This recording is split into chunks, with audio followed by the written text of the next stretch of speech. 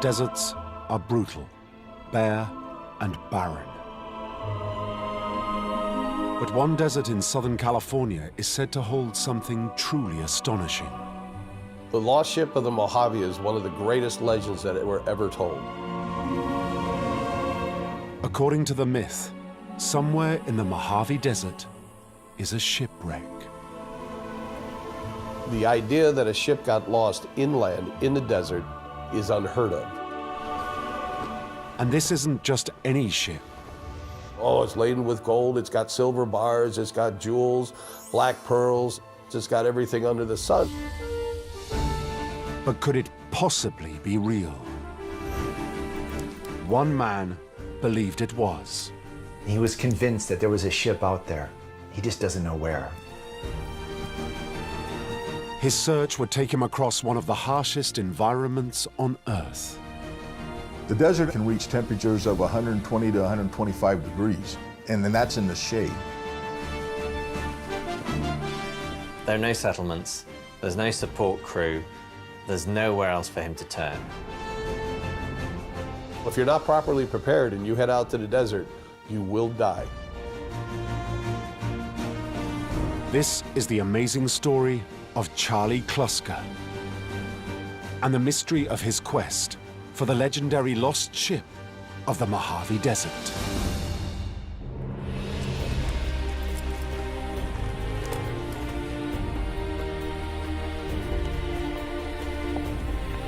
In 1847, the man who would risk everything to find the lost ship was in search of a new life.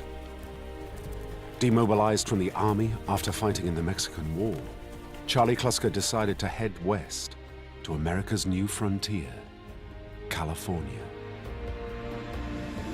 To Charlie, California would have been this place of extraordinary possibility. California, even in the 1840s, was a place of magic.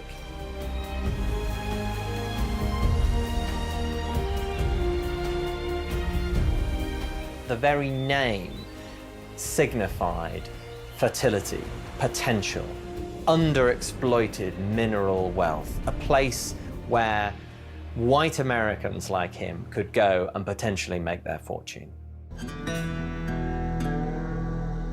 But getting there was far from easy. It involved a perilous journey of over 2,000 miles that would take Charlie more than 3 months.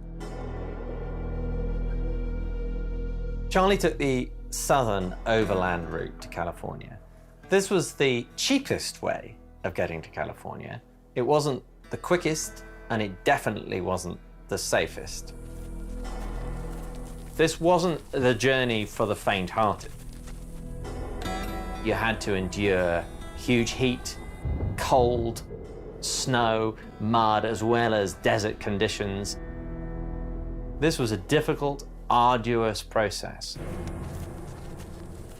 And it wasn't just the environment that was hostile.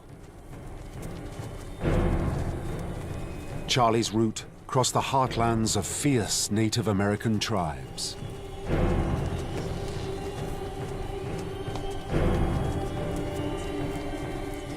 Charlie may well have been worried about possible Indian attack. He may well have heard some rumors about that. In a sense, you were taking your life in your own hands.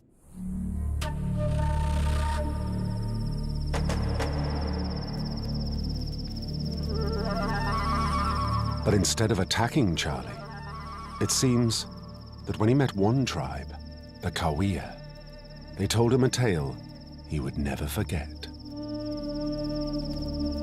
They said the desert was once covered with a great stretch of water.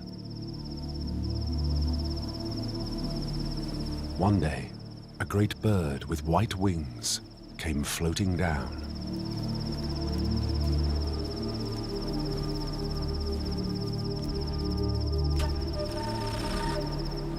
It stopped.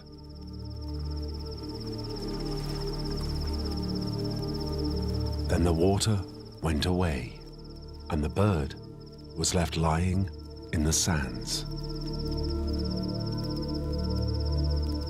Its white wings fell down, leaving a tall, bare tree sticking up. After a while, the wind blew and blew, and the bird was covered with sand.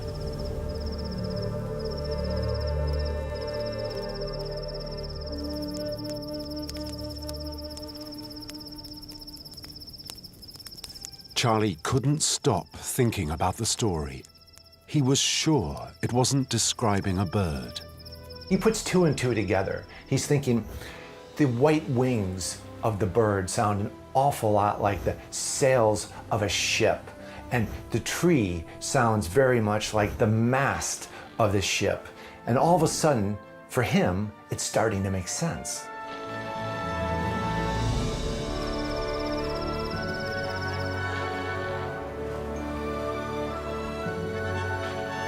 But how could there really be a ship in the middle of the desert? Charlie and the Cahuilla tribe were miles away from the sea.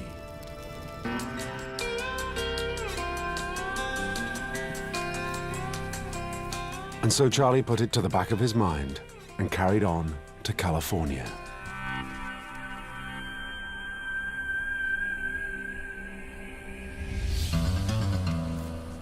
In spring 1848, he finally arrived in Los Angeles.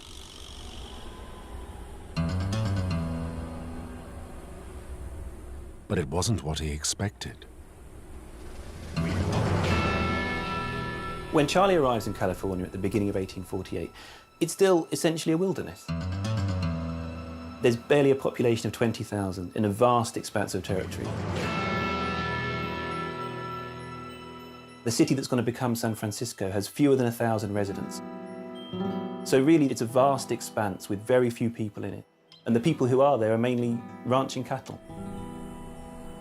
It's nothing like what he envisioned. You know, he was thinking it was going to be the land of milk and honey and prosperity, but it's barren. No one's there. There's no prosperity. And he's really disappointed.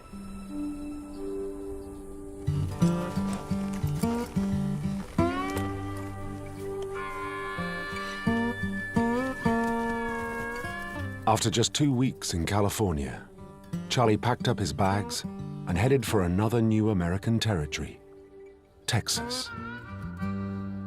A decision he would come to regret. Charlie made a major error. He clearly didn't give California a chance. He's impatient and he leaves at the worst possible time. In 1848, the California Gold Rush began.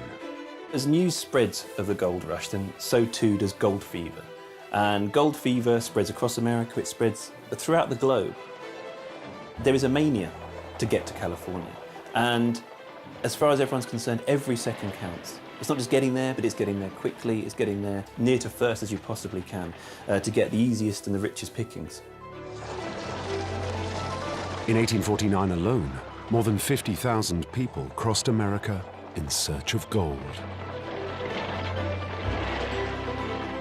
Suddenly, everyone wants to be in California. People from China, from Europe, from Australia, from South America, all are fixating on getting to California. That's the one goal.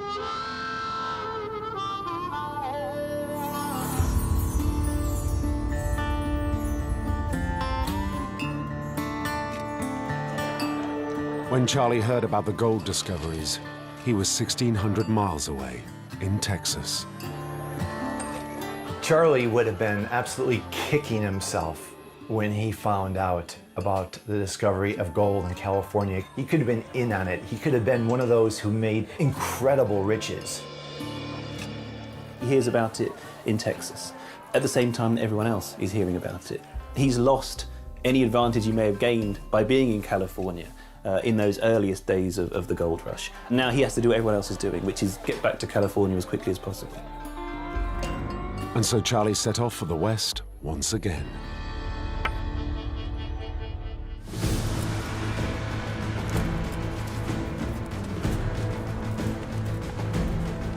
As Charlie heads to California for the second time, he is fraught with anxiety. He wants to get the gold, and every hour he's not in California, someone else is mining the gold that should be his. Charlie's second journey to California was nothing like his first, which was him alone. The second time, there are hundreds, even thousands of people doing the same thing he is. So it's almost like a super highway, not so much the speed, but the fact that there's so many people making the same journey that he is on.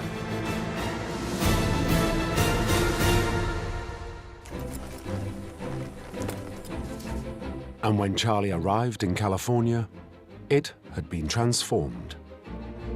It's completely unrecognizable. He can't believe his eyes. It's like nothing that he remembers the first time. Whereas previously it had been relatively empty, unpopulated, now all of a sudden this was a bustling, anarchic place with a large and dynamic and ever-expanding population. It was suddenly a place where everything seemed to be happening. When Charlie arrives, I mean, he essentially arrives in the most exciting point in the most exciting country in the world at this moment. He's really arrived at the place in the world that is the center of the action.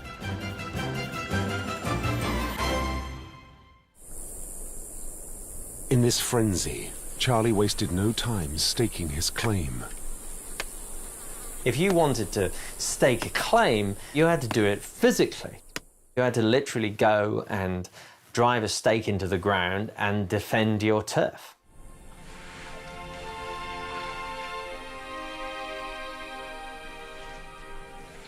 At first, Charlie's luck was in. He found what he'd come for. So Charlie must have felt absolutely elated the first time he found gold. It was his dream since he set out from Texas, but he had this fear that it would be all gone by the time he got there. But it wasn't. He found some.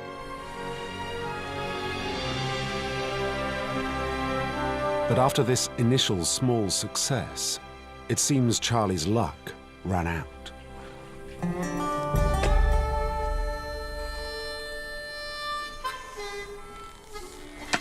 After the easy pickings are gone, Charlie, like many other miners, is faced with the fact that getting hold of other gold remains in the ground is going to be much harder work. You're going to need more equipment, you're going to have to invest heavily in whatever claim that you have. Obviously, none of that came cheap. Shopkeepers are price gouging as hard and as fast as they can. There is a limited supply of the things that are necessary for life, whether it's food, whether it's shovels, and so shopkeepers charge what they like. But Charlie would not give up his quest for gold. He was in the grip of gold fever. A kind of madness that possessed some of these people. Especially if, like Charlie, you have one stroke of luck early on, then like a gambler, you want more and you want more. But Charlie's losing streak continued.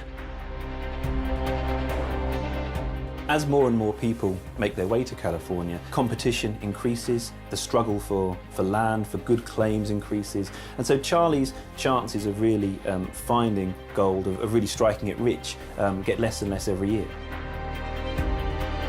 Charlie found himself in a desperate situation.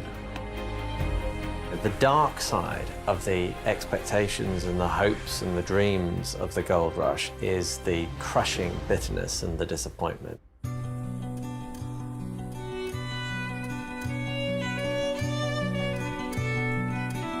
By 1855, the Californian gold rush was largely over.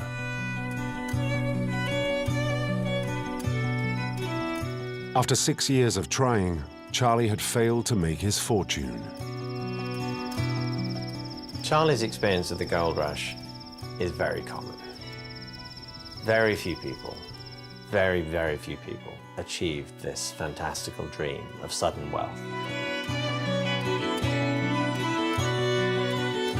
The people who made money from the gold rush were the merchants, the people selling equipment, the people providing services, the people supplying food.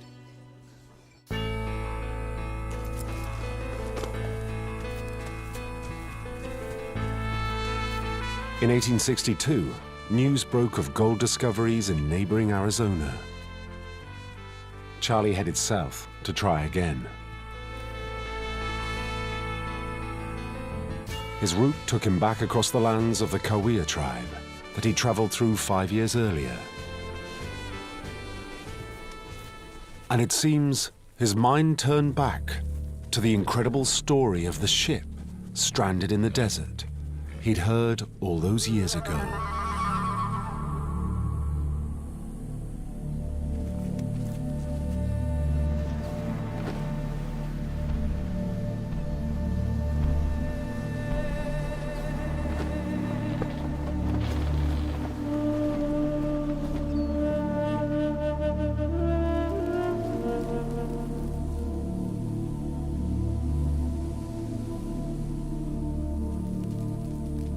Could the Native American story be more than a myth?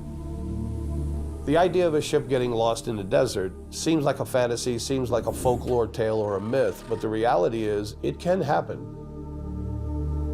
The Cahuilla story suggested this area of the desert was once covered in water. In fact, this was true, and it was called Lake Cahuilla. The Native American myths actually oftentimes relate to real historical events. It's entirely possible that the myth of the bird could relate to not only a real historical event, but that event could be the creation and evaporation, and the creation and evaporation of Lake Cahuilla. Lake Cahuilla was tremendously important for all the Native Americans in the area. It was a lifeblood. It's how they basically lived. They needed the water in order to survive.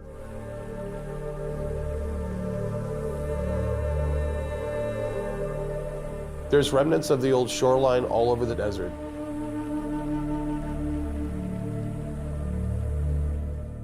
Geological studies have shown that since around 700 AD, the Colorado River has filled an area called the Salton Sink many times, forming Lake Cahuilla. Each time, the lake would eventually evaporate, returning the area to desert once more.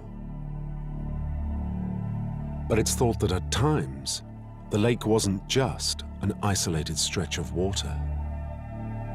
In the years Lake Cahuilla was full, some experts believe that when the Colorado River was in flood, it formed a link between lake and sea.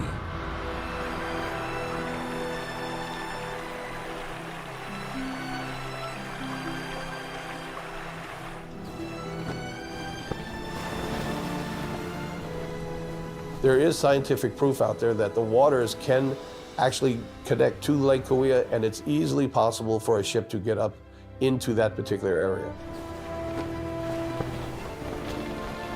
But any ship that found its way into the lake would soon have been left high and dry.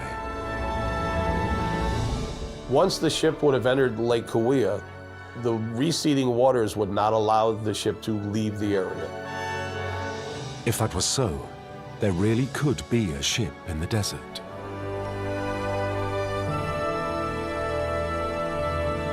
And it could still be out there.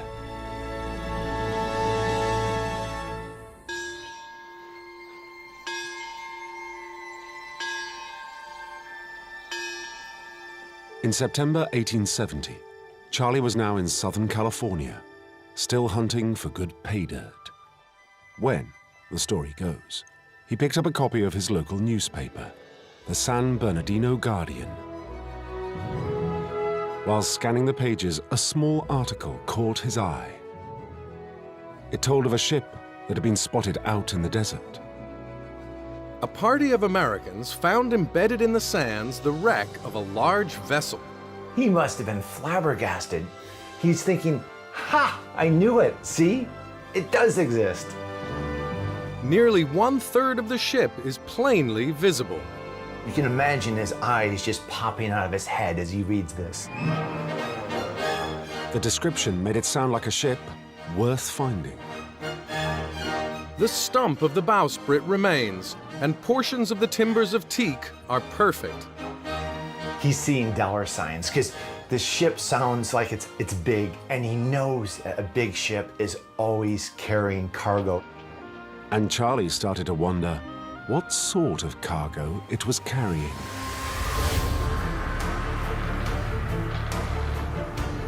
At the time, speculation was rife that the wreck was a lost pirate ship. Between the 16th and 18th centuries, the Gulf of California was teeming with Spanish ships. Here, enterprising pirates preyed on mighty galleons, carrying priceless treasures from all over Asia back home to Spain. Oh, it's laden with gold, it's got silver bars, it's got jewels, black pearls, it's got everything under the sun. The newspaper article even told Charlie where to look. The ship lay just under 70 miles away, 40 miles north of the San Bernardino Fort Yuma Road and 30 miles west of Dos Palmas.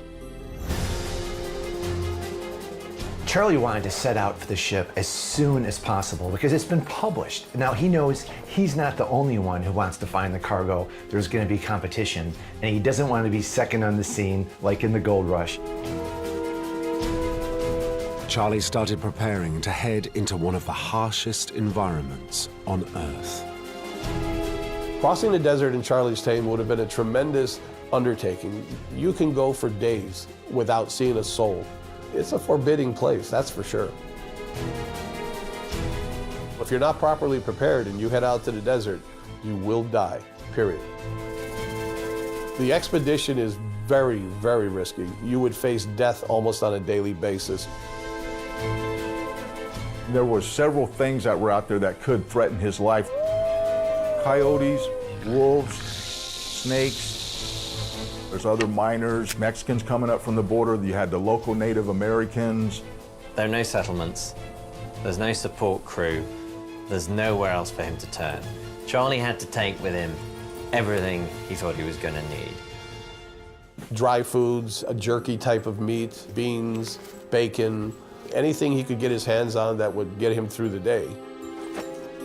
He would have to really be very cautious about what he took, how much he took of it, and why he was taking it.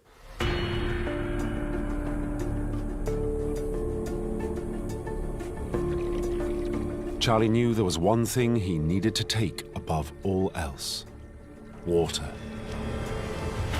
The desert out in that area can reach temperatures of 120 to 125 degrees, and then that's in the shade. The water points out in the desert are not something you can get to within a day. The lack of water for him or his animals would mean he would be stranded out there, and if his animals went without water, he would have a long walk to get back to some water source, which would have meant surely probably death. This is not something for the average Joe that would be working in San Bernardino. But Charlie wasn't your average Joe. Whether in his childhood or more recently during his military service, Charlie would have been used to living in wild areas of one form or another. He would have significant experience of using firearms, so that would have been extremely useful when it came to protecting himself and possibly even finding food. So Charlie had survival skills. But finding the ship was such a massive undertaking that Charlie felt he needed help. Charlie could have done it by himself, but I think it makes a lot more sense to go out in a party. You could easily make one mistake and die on your own. So people or a group of adventurers or travelers was highly important. He probably didn't have that much trouble finding people that were interested in going out looking for the ship. I'm sure he probably had people that were volunteering to go with him.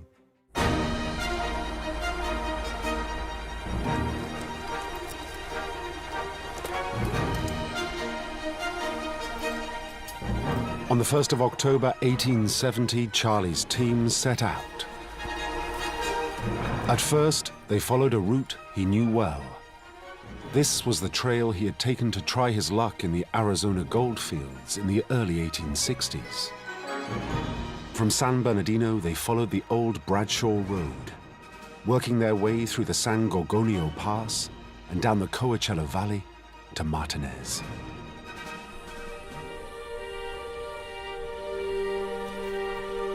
But soon they would find themselves in totally uncharted territory. Charlie wouldn't have had a map. Finding his way was going to be a difficult task. The Mojave Desert is one of the most difficult places to navigate, especially in Charlie's time. You can look out on the desert and what may appear to be a mile or two actually be 30, 40 miles. So at first you may think, not a problem. But the reality of the situation is when you get out there, it's a whole new ballgame. Most of their traveling was done with what we call dead reckoning. They would look for certain objects or certain places that they would remember, and they would know at this particular rock grouping we would turn left. But then if you're in a place where you don't know where you are, you can get lost very quickly. But after days of struggling to find their way, Charlie was sure they were getting close to the ship's location. Charlie must have been so excited when he realizes he's only 10 miles away from the ship's reported location, and there's a chance they can make it there by nightfall. Then, something happened that filled Charlie with panic.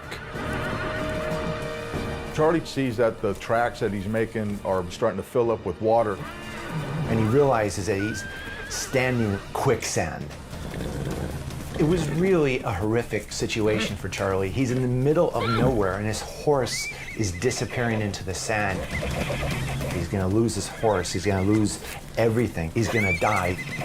He has to pull the horse out and it's screaming and the hair is being ripped off its legs. And it's signaled to Charlie, this is too dangerous to go on, he must retreat.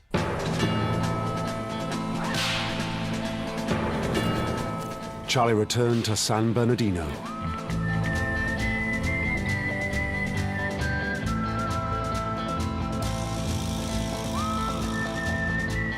Despite his narrow escape, he started planning his next expedition immediately.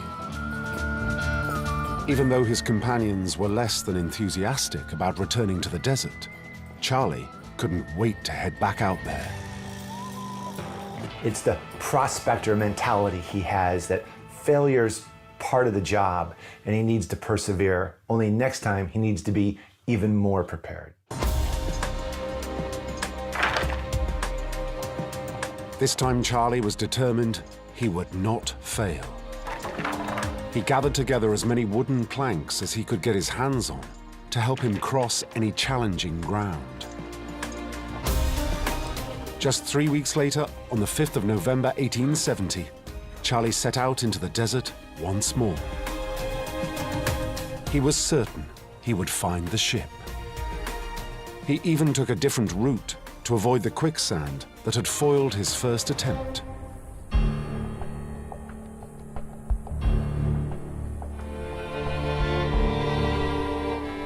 But it wasn't long before Charlie was in trouble again. It seems that Charlie is so preoccupied with the horrific experience with the quicksand that this time he's forgotten to bring the basics. First, his food supplies ran out. If you're out on the desert and you run out of food, you're pretty well doomed. Even if you were lucky, you could kill a rattlesnake and probably eat it. But there wasn't a lot to eat out on the floor of the desert in that area. Despite his gnawing hunger, he plowed on towards where he was convinced the ship lay.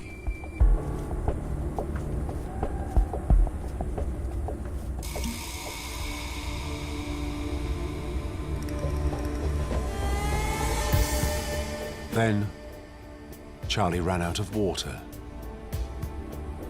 Running out of water on the desert is huge. You're facing death. You gotta find water now, not tomorrow, not the next day, now. You simply cannot survive these conditions without water, and Charlie, the very best, he's got a couple days left.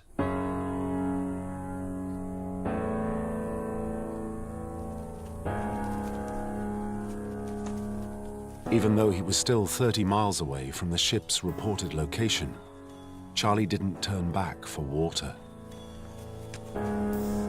He carried on into the desert.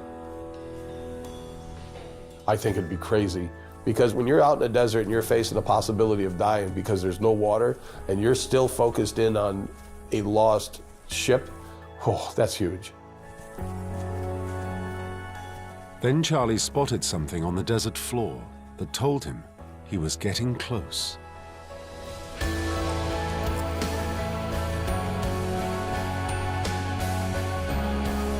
These shells convinced him this area was once linked to the sea. Now, there was no way he was turning back. After a couple days in the desert without water, keep in mind, it's 100 degrees plus every day. Charlie would have been in a really bad way. Dehydration started to kick in. Your muscles would start to ache. Your sense of direction would probably be off. Diminished eyesight, tremendous headaches, the inability to be coherent. He was in a very serious, very bad state. He needed to get some sort of help or at least water as soon as possible. Charlie realized he had to turn back. Charlie would have been extremely frustrated. I mean, this is the second time I'm this close and I have to turn away. I bet that just irritated him to no end.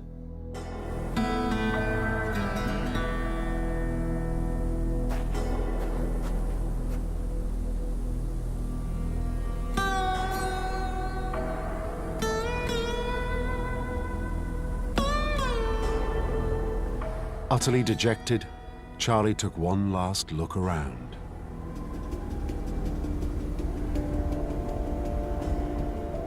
Suddenly, something on the horizon caught his eye.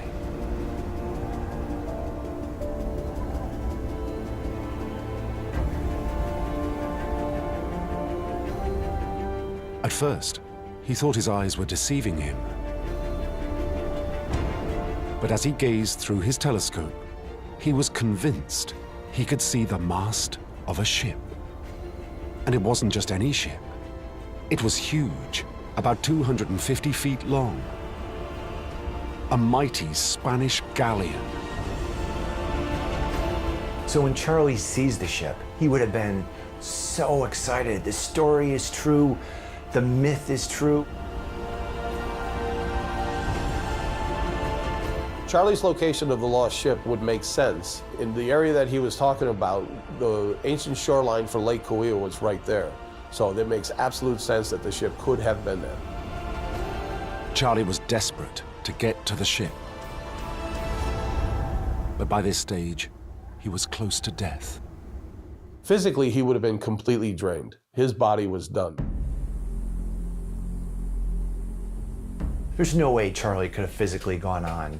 He sees the ship, he wants to go forward, but he has no choice but to retreat, for he had to go back or die.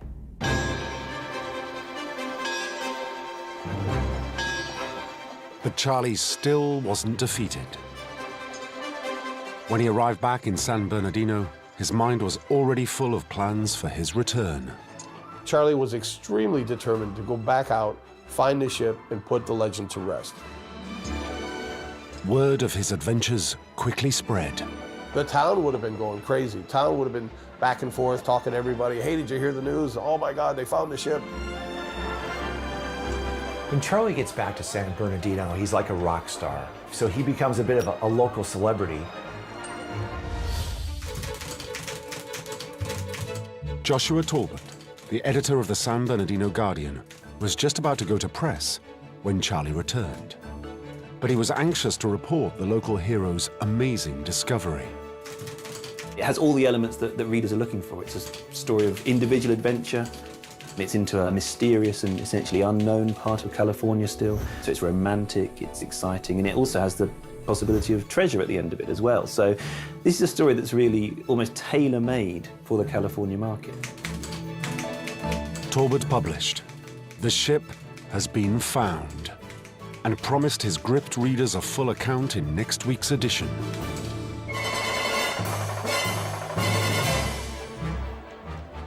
But a rival newspaper beat Talbot to the scoop.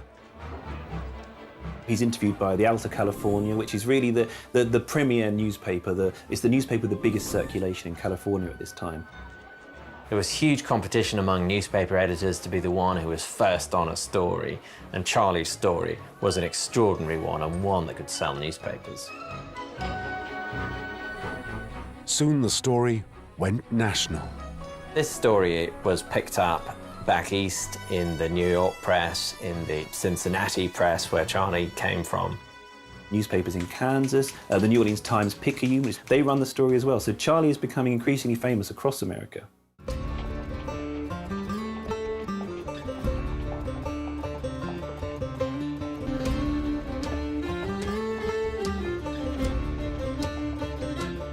Charlie's story had become big business. Talbot couldn't afford to miss any more scoops. He decided he must join Charlie's next expedition. This kind of first-person testimony that he's going to bring to it is really going to help to enliven the story and to really sell it to his readership. The San Bernardino Guardian is a relatively new newspaper as well at this point. It's founded in 1867, so you can imagine that this also seems like a good story to try and make the name of this newspaper on. And Talbot's interest was potentially very valuable to Charlie. I think it's very likely that the editor of the San Bernardino Guardian was paying Charlie for access, paying to, as it were, embed himself in Charlie's expedition in order to be the first on this story and to have exclusive access to interviews and to be there with Charlie when he makes this great discovery.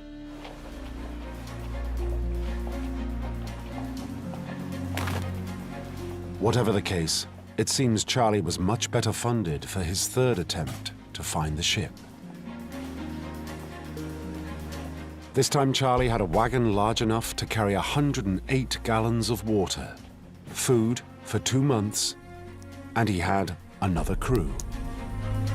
He's not leaving anything to chance. This will be the trip that he actually gets to the ship. On the 30th of November 1870, they plunged into the desert.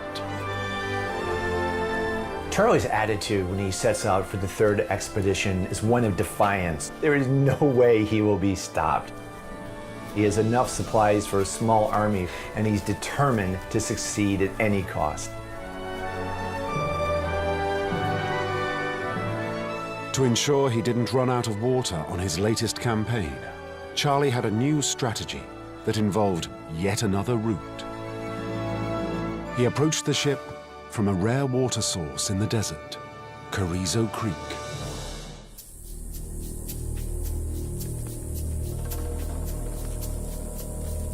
But the terrain on this new approach was tough.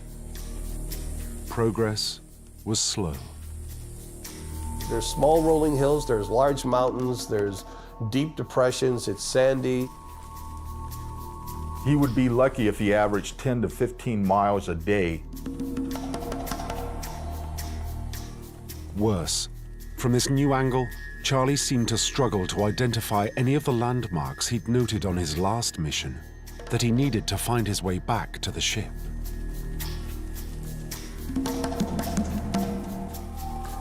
Landmarks change. Those sand berms have a tendency to move. You know, what could be under 40 feet of sand today could be barren tomorrow. The desert is a living, breathing thing.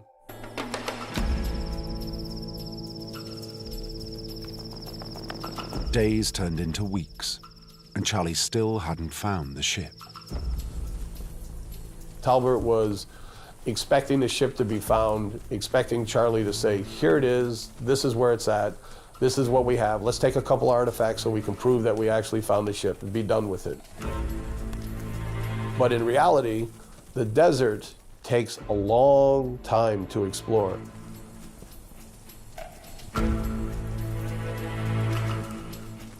Talbot would have reacted to the desert in a very harsh way.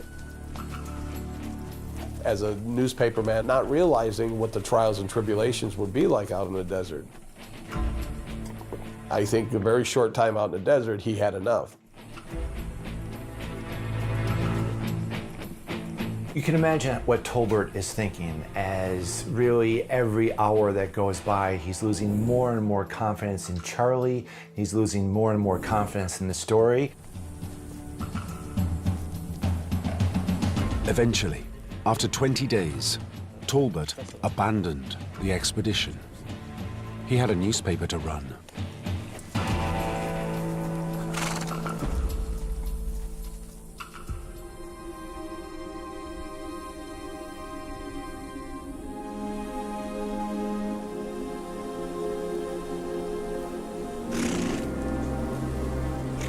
Charlie stayed out in the desert for a further 3 weeks, but he still couldn't find the ship.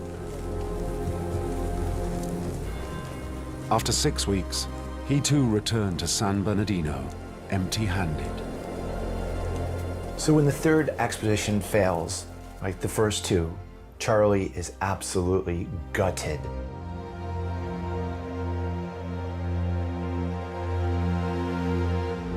He has spent 6 weeks. He has every supply he needs, but he returns without a single piece of evidence that the ship exists. Inevitably, the press loses interest in Charlie. Failures don't sell newspapers.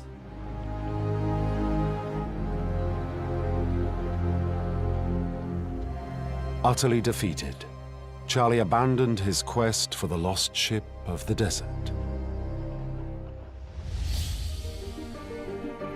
It all begs the question, if he had really seen it, why couldn't Charlie find the lost ship again? In hindsight, you have to wonder, is there any way Charlie could have seen a ship on that second expedition that wasn't really there? And of course there is. The man is dehydrated. He's ready to die. He hasn't had water in days. And when people are severely dehydrated, they can hallucinate. So, was Charlie hallucinating? There is another possible explanation. That Charlie really did see a ship, but it was a mirage. The desert can play some very, very funny tricks on you. You may see something, you may swear it's there, and it's not there. It's something called a mirage. In contrast to a hallucination, which exists only in the mind, a mirage is a real optical phenomenon. Differences in air temperature cause light rays to refract, to form a false image. But interpreting what the false image is depends on the mind of its observer. Charlie wanted so bad to see that ship that he just imagined something that wasn't there. But Charlie had been adamant that what he'd seen was real. They even asked him if it wasn't a mirage, if he was quite certain he had saw the ship. And he, without a doubt, verified that he had saw the ship, that he had a telescope that was of good quality, and he knows exactly what he saw.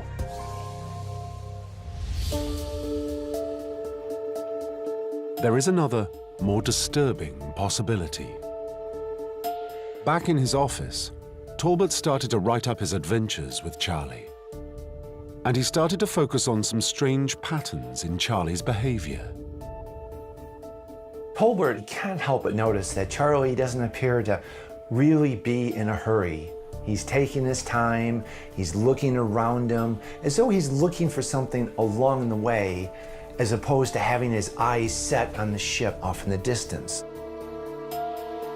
And that wasn't the only thing that struck Tolbert as odd. If he knew where it was, he'd go straight there. But every day he goes into a different direction.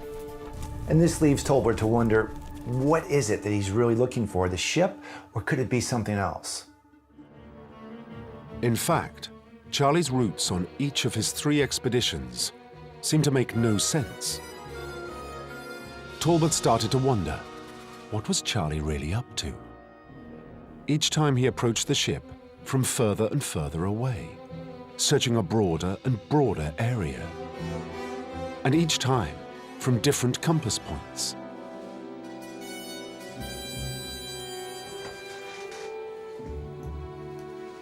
Talbot realized this wasn't the behavior of someone trying to find the ship's reported location.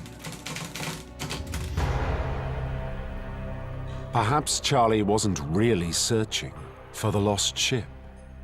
Perhaps he was hunting for something much closer to his heart. Gold. It would make sense that Charlie was looking for gold simply because old habits die hard. It's in his blood. It's what he's done for decades now. But if Charlie was really after gold, why claim to be searching for a lost ship? From his years of prospecting, Charlie knew there was one thing above all a miner needed to be successful: money.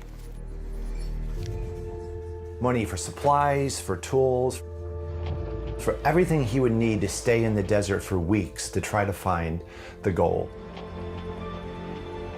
Charlie's problem was how to get the funds he needed. Charlie's method for finding gold in the desert is really quite cunning. For Charlie, the ship was potentially a means to an end. If he claimed to be hunting the legendary lost ship, Charlie was no longer just another prospector looking for financial backers. He was a hero. Charlie would have wanted media attention, I imagine, because it would have been a way of raising money. If he can attract this kind of attention, then he can get people to invest in his expedition. Everybody would have known that he was looking for the ship, so it would have been quite easy for him to get just about anything he needed in order to go on an expedition.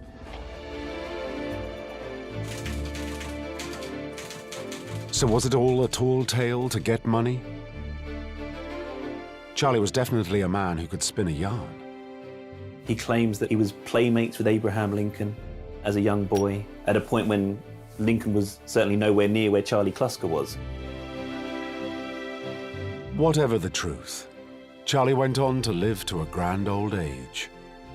He died in 1915, aged 105.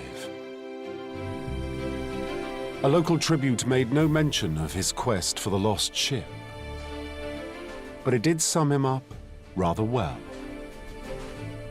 Mr. Clusker was a typical prospector and miner. Sometimes he had wealth in hand.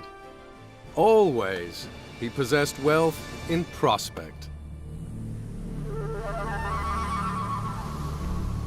But does that mean there never was a ship in the desert?